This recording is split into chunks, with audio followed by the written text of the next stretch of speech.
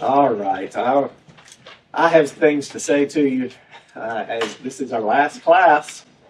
Um, and I think I need to say some things here at the beginning before we actually get into our text because I always run out of time. So if I want to say this, I need to say it right now, and that is I sure do appreciate all of you have been on this journey with me in this Sermon on the Mount. It has been a joy for me to learn with you and to learn from you about these things, and your participation in this has really enhanced my experience of this. So thank you for that, and I just want to say that because I know I'll run out of time here in just a little bit. We've made quite a journey through the Sermon on the Mount. As you think about where we've gone to, we began with these Beatitudes, where there's this surprising message of who it is who are fit for the kingdom. And it turns out it's the humble, it's the poor, it's those who have been cast aside in so many ways. And he gave us this instruction that, all right, now there's a call to action. You are the light of the world. You're the salt of the earth, the city set on a hill. You're having an impact in this world. You are my kingdom people. And he begins the sermon proper by saying that, your righteousness has to surpass that of the scribes and Pharisees. Another shocking message for the people of that day who couldn't imagine a righteousness any more grand than that of the scribes and Pharisees. And so he begins to explain what he means by that, and how the depth of the Torah is beyond what you've been thinking about. It's more about getting into the heart of the matter. When the Torah says you shall not commit murder, there's more to it than just abstaining from bloodshed. There's more to it, and we need to come to terms with the heart of all of these things as we talked about these things. And then he goes on to give other examples about expressing righteousness by saying, when you give, when you pray, when you fast, don't do it like the Pharisees and the scribes, who are only concerned with external appearances, who are not focused on the heart of the matter. And we get into these very difficult expressions of relationships and how we're going to navigate those. And what about when people are opposing us? What about when people are oppressing us? How are we going to get through all of that? Jesus talked about that. And we left off last week. I don't even know if we mentioned, actually it was 2 weeks ago, wasn't it? We left off, did we even say anything at all about the Golden Rule? I don't think we did. And that's a real shame. And I have some things I want to say about that. And I'm just going to have to say them really quickly because this is the last class. And we've got a little bit of ground to cover. What we call the Golden Rule shows up in Scripture in several different places. And this is perhaps the most famous of all of these words in the Sermon on the Mount. This is the last teaching that Jesus has of the main body of the sermon when he says here in the 7th chapter of verse 12, therefore, however you want people to treat you, so treat them, for this is the law and the prophets. That summary phrase, this is the law and the prophets, tells everything about this. This is the part where Jesus is saying that if you really want to get to the heart of the matter, if you really want to know what righteousness is about, it's about your interactions with other people. And this is a profound summary. And it gets to the very basis of who we are, because it gets to the motives. Again, it gets to the inner man. In Matthew, the 22nd chapter, when Jesus was asked what the greatest command was, he answered in a rather unorthodox way, didn't he? By giving two. What's the greatest command? Well, love God. And the second is like it. Love your neighbor. In James, the second chapter, this is referred to as the royal law, that we love one another as ourselves. In Leviticus, the 19th chapter from which Jesus is quoting, we find the identity of this. God states this very thing: you shall love your neighbor as yourself. I am Yahweh. That's how that verse goes. So he's saying that this is my identity, and this is your identity. This is a summary of an identity statement, and it's a beautiful thing. In Galatians, the 5th chapter, we find that loving our neighbor fulfills the law. And there's so many other things that we would want to say about this, but I just want to make one summary statement about this, and that is that I think it's a great disservice to call this the Golden Rule. And the reason I think that is because it reduces this code of ethics to rule keeping. That's not what Jesus is about. He's not about giving us a list of rules, and here's the best rule to follow. He's talking about a vision of ethics that we hold on to, that identifies our purpose. We're not talking about a rule-based ethics, but more of a virtue vision of what Jesus is trying to get across to us. So let's not treat this principle as a rule, but as an ethics to embrace. That is really what I want to say about that. Maybe you have something to say about the golden vision, we're going to call it now. It's interesting in the continuing education for ethics in real estate. They closely parallel the Golden Rule when they're basically saying when you're dealing with people ethically, that's a principle. And it really should be universal. Yeah. In humanity, this is a humanity ethic. Treat people, and there's something, and we're going to get to this in this next section. There's something really valuable about understanding this as an active principle. Jesus is big on this next section about action. And so when he says, do this, how you want people to treat you? Treat them. That is an active command, actually, of action that we are to take. All right. And that takes us to...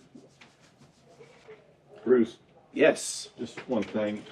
It never really occurred to me until I was going over it this week that in chapter 7, when he says, with what judgments that you meet, it should be met back to you, how closely associated that is the same principle as what we call the Golden Rule. Yeah. Very, very I similar. had never clicked Exactly. before. I was kind of looking at it as different things, but it's the same attitude, mindset. Yep. It seems to make common sense, but it's unfortunately not that common, right? All right. So we get to the conclusion of the sermon. And there are these three warnings that are given. And these three metaphors that he gives about a gate, a tree, which is also about people who are teachers of righteousness versus false teachers, and then the warning about the foundation. And all three of these things are teaching the same things. And I want to try to illustrate that just very quickly for you with some scribbles on the board. Sorry, Steve. I apologize in advance. All right. First, we have this metaphor of a gate. And then we have this metaphor of a tree. But it's really about a prophet, isn't it? And then we have this metaphor of the foundation. In all three of these things, he talks about there are two ways. And that's quite obvious here when we're talking about this first one. there is the narrow way, and there is the broad way. All right, so what did I say? Two ways. When it comes to the tree and the prophet, the two ways here are, there are two ways of expressing fruit, really, is what he's talking about. So, two ways of demonstrating or expressing or bearing fruit. And then when it comes to this idea of the foundation, there are two ways to build. Is there a black marker? It's Are hard to you, see. we having trouble seeing my... There's a big glare There's across a- it. Believe me, it's not that great. Let me try to go to purple here. There are two ways to build. Is the last one. So each one of these they're talking about two ways. And the beautiful thing about this is that this is a callback, or really it's a continuation of this other thing he's been talking about when he's talking about how things look, appearances. Maybe you can see that one better, but maybe you can't read it anyway. So he says, when it comes to this, the gate or this door or this way that he's talking about, what does it look like? You have a narrow way and a wide way. One way looks, what? The appearance is that it's easy. And the other one looks difficult. Right? When you go to the next one, what does a false prophet look like? He looks like Jesus.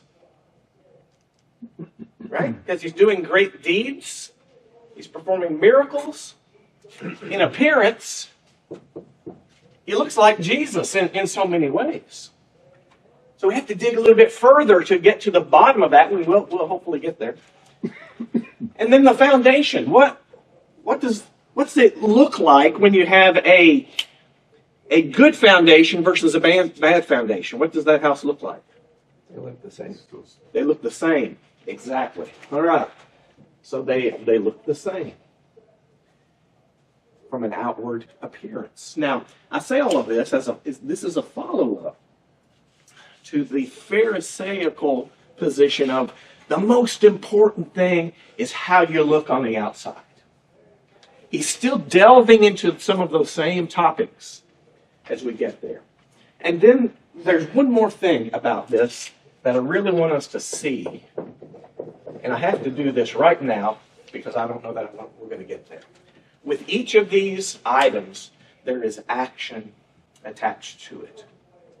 Active things for us to do. So when it comes to the gate, what is the action that he expects of his people? Choose and move. Yeah. He uses the word enter. That's something for you to do. It's not just something for you to think about. It's not just a philosophy for you to have. There is something for you to do. When it comes to the tree or the false prophet, what is there to do? Well, that's a little bit more obscure maybe, but the first word that he uses is what? Beware. But as you go on down through the text and you get to the end of it, he says, who is it that God is pleased with? It's not the one who calls upon me and says, Lord, Lord, but it's the one who does, right? So again, there's this concept of doing the will of God. And then when it comes to the foundations,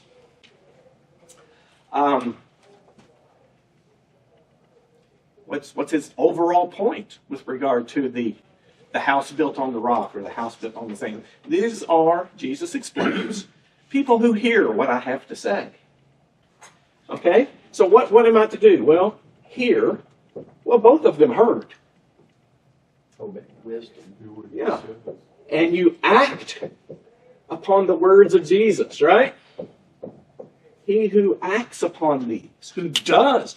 So there's this big focus of action associated with this. Steve could have made a much more beautiful chart, and it would have come across much better. So I should have done it that way. I asked. Steve does ask me every week, how can I help you today? I like the personal touch. All right. So let's go a little bit deeper into each of these three metaphors. Again, understanding all three of them highlight the difference, and the primary point of being between external appearance and an internal reality. All three of them are doing that.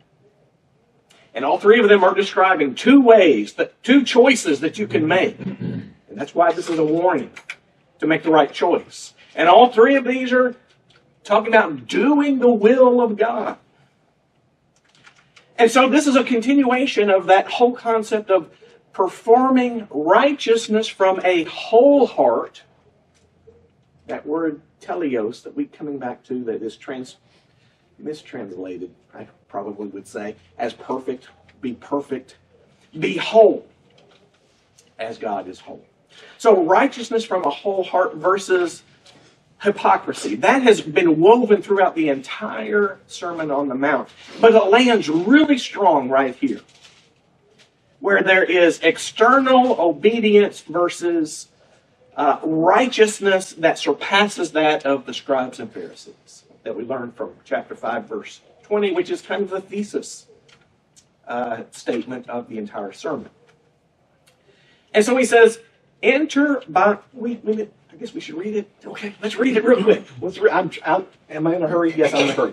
Enter by the narrow gate, for the gate is wide and the way is broad that leads to destruction, and many are those who enter by it. For the gate is small and the way is narrow that leads to life, and few are those who find it. So in this section, he uses this word narrow, and that comes from a Greek word stenos. That may sound familiar to you. If any of you have experienced stenosis in your spine, Jeff, can you tell us what stenosis of the spine is? Yeah, it's a narrowing. It's a narrowing, that's right. Or if you have stenosis in a blood vessel, it's a narrowing. And what the consequence of that is that it is a constrictor, right? And if that stenosis in your spine constricts upon your spinal cord, that's going to result in pain and discomfort. And that's what Jesus is talking about. Going the narrow way can result in feeling this compression, this pressure, or oppression. Going all the way back to the Beatitudes now. Remember, those who are persecuted, they're being oppressed. They're being compressed by their society. And so that's the word that he chooses to use here, to be confined. And so we have this callback now to the Beatitudes on persecution. Let me try a metaphor of my own. And it doesn't work exactly, but just follow along with me. Cece and I went to the ball game yesterday. And I think that there are 18 gates to get into the stadium. At least 18 pathways to get into the stadium. I don't know how many were going into the gate that I was going into, but it seemed like there was about 88,000. Not everybody, but about 88,000 were using my gate that I was going in. And there was an abundance of people there, this massive humanity, and we were compressed in this narrow, what has become now a narrow way. And this is different from Jesus' metaphor because there's so many people on this path that there's this pressure and there's this compression and there's this rudeness of people pushing through and trying to get their way. And I'm thinking, isn't there a better way? No, this is the way. How am I going to go see the glory of the Gators? I've got to go through this gate. And so I'm willing to experience this compression, this narrow way, because on the other side of it, there is something that I want to participate in, something that I want to enjoy. They gave us a joy yesterday. More than I even anticipated, right? Okay. So on the way out, we're leaving. And we've parked down one of the side roads. And again, we're in this mass of humanity going down the road and people bumping. And we're compressed again because of all of the people. And we notice, well, there's a little side road and not many people are on this road. That will be a much more comfortable way to get to my vehicle. So we'll go down a few side roads and make our way and won't have to deal with so many people. And we went down this side road and found that it was a dead end that had no access to where we wanted to go. It was wide. It was comfortable. Nobody was bumping into us, but it led to a dead end. So my use of the word people and many is completely opposite of what Jesus did in his, but it kind of describes the same thing. We understand the point that Jesus makes about the difficulty of a narrow passage. So I want to talk about something really quick right here. I think it's very important. We often think about this passage, I think, in a way of, so you can choose to go the wide way, the broad way, and we connect that with somebody who has loose morals. I think a lot of times. Somebody who is just not requiring themselves to go by the standard of Jesus in morality. It's the wide way, it's the broad way. And so the question comes in my mind, was Jesus kind of shifting gears? He hasn't been talking about that up to this point so much. He hasn't been talking about loose morals among the outsiders. He's been talking about expressing righteousness. And so I find it hard to believe that Jesus would be switching gears at this point in the sermon and now be talking about this outward piety that we sometimes apply to this verse, or this sense of duty that all of us must have about following Jesus' commands. Now, all of those things are important, and I'm not saying that we should have loose morals. That's not my point at all. I just don't think that's the point that Jesus is making here. That would be a drastic departure from the point that he's made up to this point. So I don't think Jesus is shifting into a hellfire and brimstone preacher right now. I don't think that that's what is happening here. I think, in fact, it's quite the opposite. I think he's dealing with the same foundational material leading up to this, internal versus external. Internal versus external. The wide and easy way is to reflect upon yourself and say, I didn't murder anybody today. Congratulations to me. Well, that's easy, right? But Jesus says it's not that easy. It's not that easy to obey that command, as we have illustrated so many times. When we disregard the humanity of another person, when we do not regard somebody with dignity, we have violated the command of do not murder. The easy way is to check off, I didn't kill anybody today. The hard thing, the narrow way, is to say, I treated everybody with dignity and respect, and I elevated humanity rather than Myself. myself. Thanks for finishing my sentence. Bruce, Yes. there's a word that even the world uses when or a phrase when they speak of character assassination. Mhm. They understand the principle of that. They just won't put it in, Jesus' terms, but we all know that is a derogatory, way to deal with people. Exactly, yeah. The narrow way is a righteousness that requires some deep roots. It requires a true virtue. It requires somebody who doesn't just have a golden rule, but he has a golden vision of how he's going to conduct himself in the world. And the ones who choose that path find themselves persecuted quite frequently. So that's why the narrow way is a difficult way. We're talking about the Pharisees again, is what we're talking about. We're exposing the Pharisees. And brethren, we live very closely to the Pharisees. Beware. Which brings us to the next section. Beware of the false prophets, verse 15, who come to you in sheep's clothing, but inwardly are ravenous wolves. You will know them by their fruits. Grapes are not gathered from thorn bushes, or figs from thistles, are they? Even so, every good tree bears good fruit, but the bad tree bears bad fruit.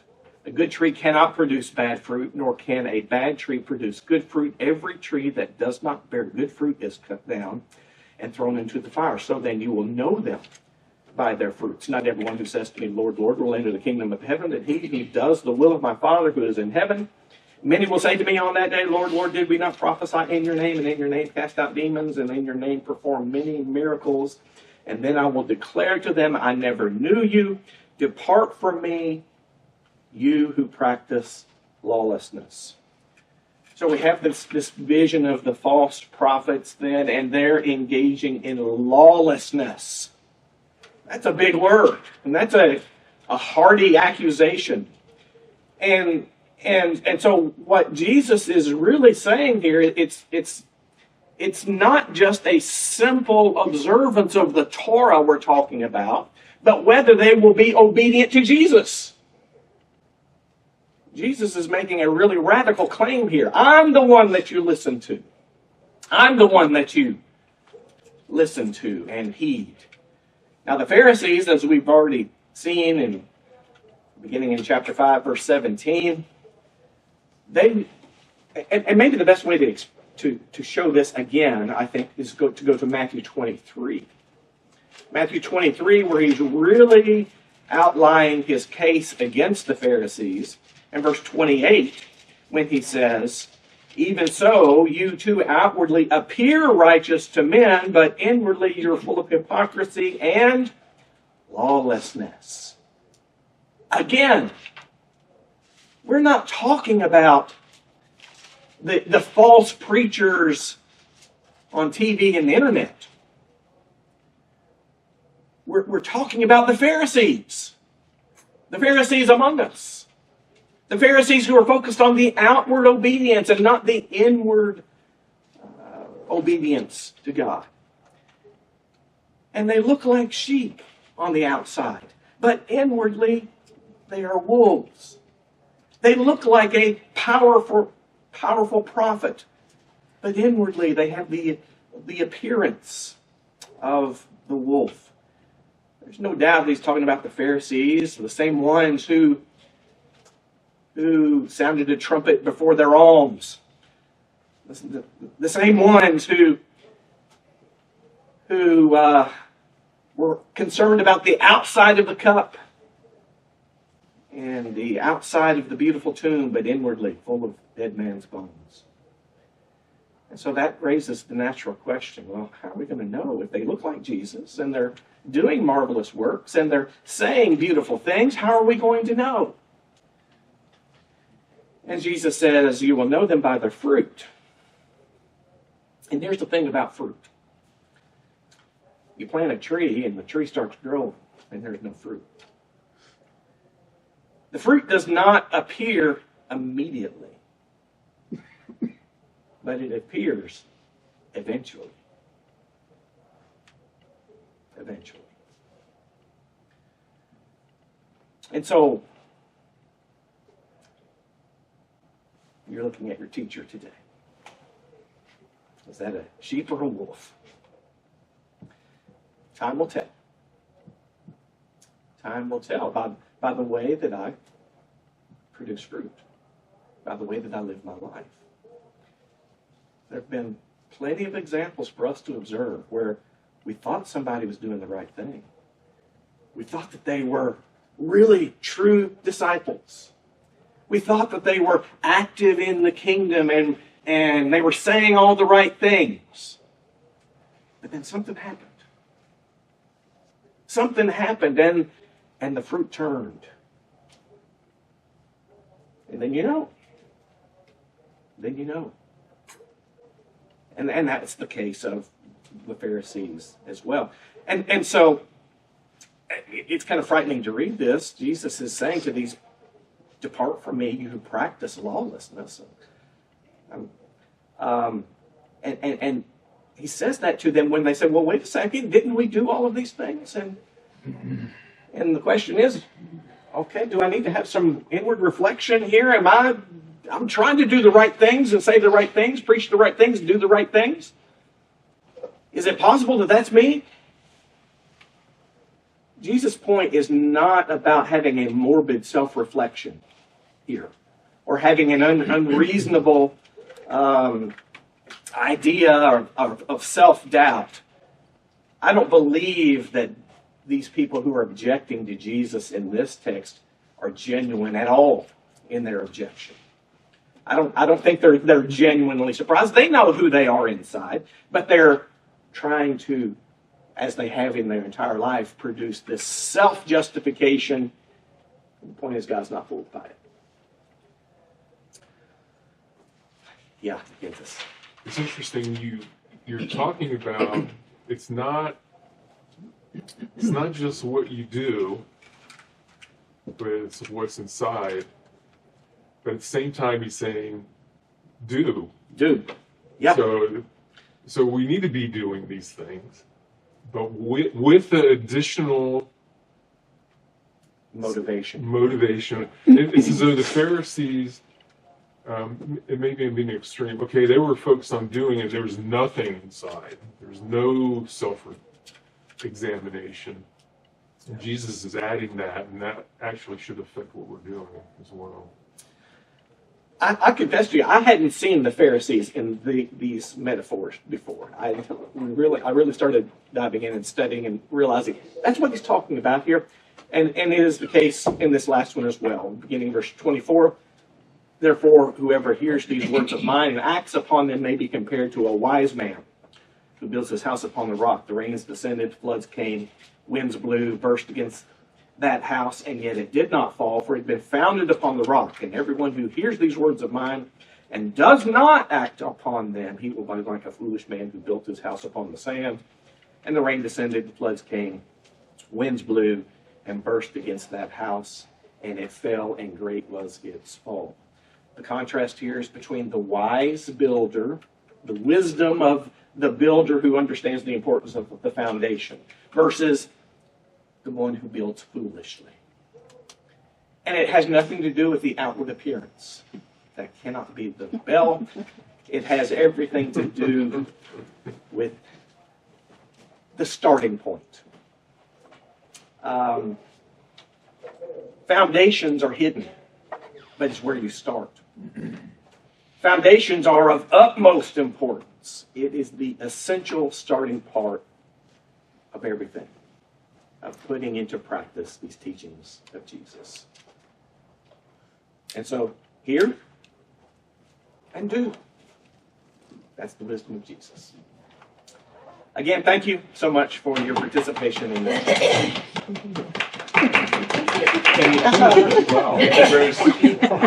He likes to be clapped for.